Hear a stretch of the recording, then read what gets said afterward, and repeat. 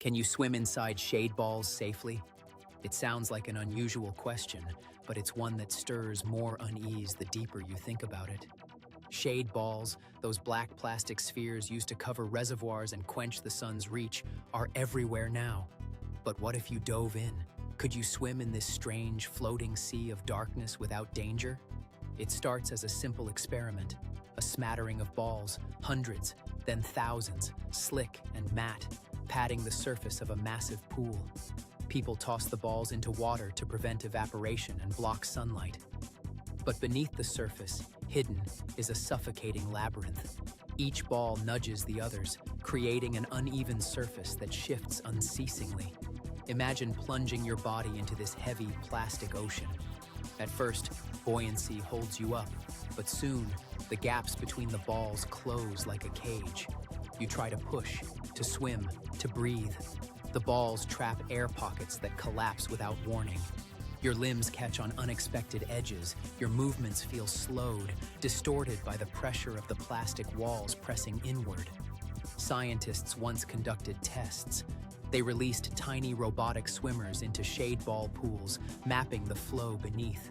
Currents swirl unpredictably, pulling whatever drifts below toward the reservoir's corners, where escape routes blur and the balls thicken in strange, unstable piles. Visibility is zero. The shattered light above refracts into eerie, flickering shadows that dance just out of reach. Then there's the chemical factor. These balls are made to resist algae. Chemicals leach into the water, subtly altering its taste and the very air that clings close.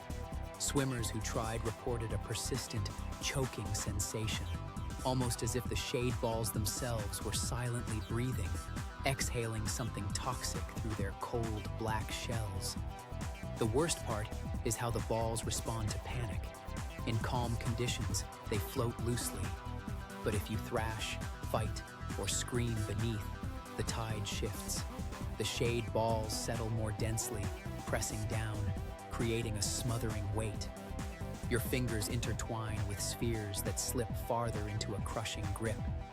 Your voice muffled in a black sea, you struggle for air as the darkness swallows the last glimmer of light. In a nearby facility, a man vanished inside a covered reservoir. Witnesses say he jumped amid the shade balls to retrieve a lost item. No one saw him struggle, but his frantic knocks faded after minutes. When workers later pulled up the balls and drained the water, his body was nowhere to be found. It was as though the balls had swallowed him whole. So, can you swim inside shade balls safely? The question isn't just physical. Rather, it's whether these silent sentinels of plastic harbor a twisted, hidden danger. Beneath their mundane surface, shade balls shift from passive protectors to sinister prisons, ready to trap anything or anyone who dares enter. Some say the balls eat colors and sounds, erasing those who disappear beneath. Others whisper that no one ever truly leaves the shade ball sea, their forms dissolving into the endless quiet blackness that no sun ever touches. The final question lingers in cold air. If you dive into shade balls, will anything pull you back? Or will you join the silent, floating shadows, lost forever in the black abyss?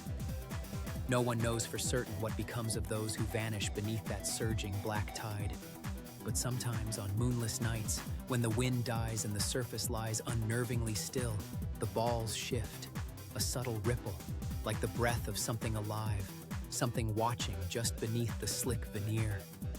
A maintenance worker once told me how, during an inspection, he heard a faint tapping beneath his boots as he walked along the edges. Tapping that did not match his own footsteps. At first, he thought it was the echo of falling balls rattling against the containment walls, but the rhythm persisted, slow, deliberate, as if calling out. He froze, heart hammering, but whatever answered fell silent in the next moment. He never returned to that spot.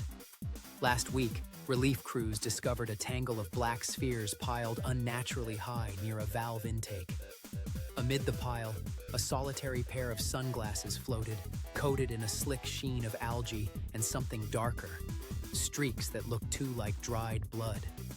No other belongings, no sign of a struggle, just those glasses, staring at the sky like hollow eyes, trapped forever in silent witness.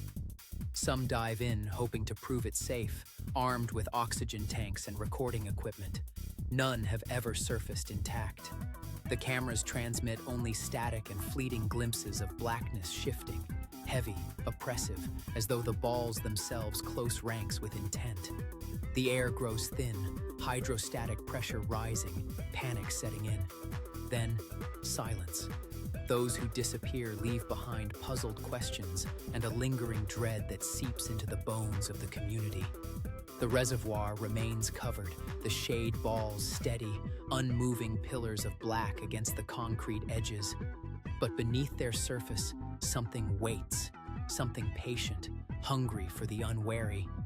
And if you listen closely, on nights when the breeze carries the faintest sound, you can hear it. A soft, almost inaudible whisper rising from the depths, like plastic rubbing plastic, an endless murmuring chorus.